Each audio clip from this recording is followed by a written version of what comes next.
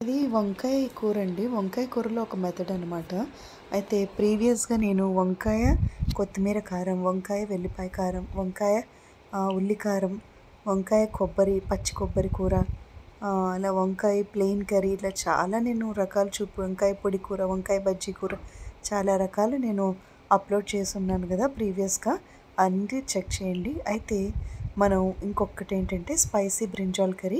ఈ వీక్ మొత్తం నేను ఒక్కొక్క వెజిటబుల్ తీసుకొని ఎప్పుడైనా మనకి చాలా ఆకలేస్తుంది, హంగర్ లెవెల్ ఎక్కువగా ఉంది, సడన్గా వంట చేసుకోలేని సిచ్యువేషన్, అలాంటప్పుడు తొందరగా అయిపోవడానికి ఒక simple and easy cooking tip లాగా ఈరోజు మార్నింగ్ నుంచి చెప్తున్నానండి.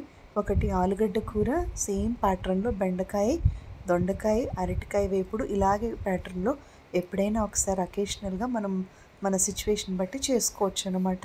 అయితే ఇందులో స్టవ్ మీద నేను ఒక ప్యాన్ పెట్టి 2 చెంచాలు ఆయిల్ వేసానండి. పల్లి నూనె తీసుకున్నాను. అది బాగుంటుంది టేస్ట్ ఎలివేటర్గా. తర్వాత అందులో ఇంకా నేను ఏమీ వేయలేదు. ఒక పావు చెంచా పసుపు, ఒక చెంచా ఉప్పు, 2 చెంచాలు కారం వేసాను. 2-3 చెంచాలు కారం వేసుకున్నా ఏమీ కాదు. ఎందుకంటే మనం ఇక్కడ 2-3 చెంచాల వరకు ఆయిల్ వేసుకుంటాం కాబట్టి ఉప్పు, కారం 2 కూడా ఆయిల్లోకి వెళ్ళిపోతాయి. ఆ తర్వాత కరెక్ట్గా ఒక 3 వంకాయలే తీసుకోండి, ఎక్కువ తీసుకోవద్దు. అవి కూడా లేతగా ఉన్న వంకాయలు, పర్పుల్ కలర్లో బ్రింజాల్ అయితే ఇదైతే నాకు చాలా బాగుంది. మీరు మీకు కుదిరినట్టు ట్రై చేయండి. అలా సన్నగా కట్ చేసుకొని హై టెంపరేచర్లో చక్కగా 1 నిమిషం పాటు లేదా 2 నిమిషాల పాటు మూత పెట్టి అటు ఇటు వేపుతూ ఫస్ట్ తర్వాత మూత పెట్టి మగ్గించుకోండి. కూర తొందరగా అయిపోతుంది. ఎంత సన్నగా కట్ చేస్తే అంత తొందరగా అవుతుంది. రెండోది, ఎంత ఫ్రెష్ వెజిటబుల్ దొరికితే అంత బాగుంటుందన్నమాట. అది ఖచ్చితంగా ముదిరిపోయిన వంకాయలు అయితే ఈ రెసిపీకి అస్సలు బాగోవండి.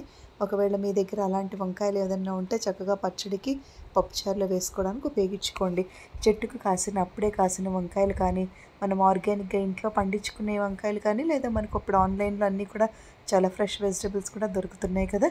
ఆ ఫ్రెష్నెస్ ఉండటం వల్ల ఆ తొక్క ఏదైతే ఉంటుందో పైన, ఆ పీల్ అంటాం కదా, అది సాఫ్ట్ టెక్స్చర్తో ఉంటుంది. ఎంత సాఫ్ట్గా ఉంటే కర్రీ అంత టేస్టీగా ఉంటుంది. మీరు ఒకసారి ట్రై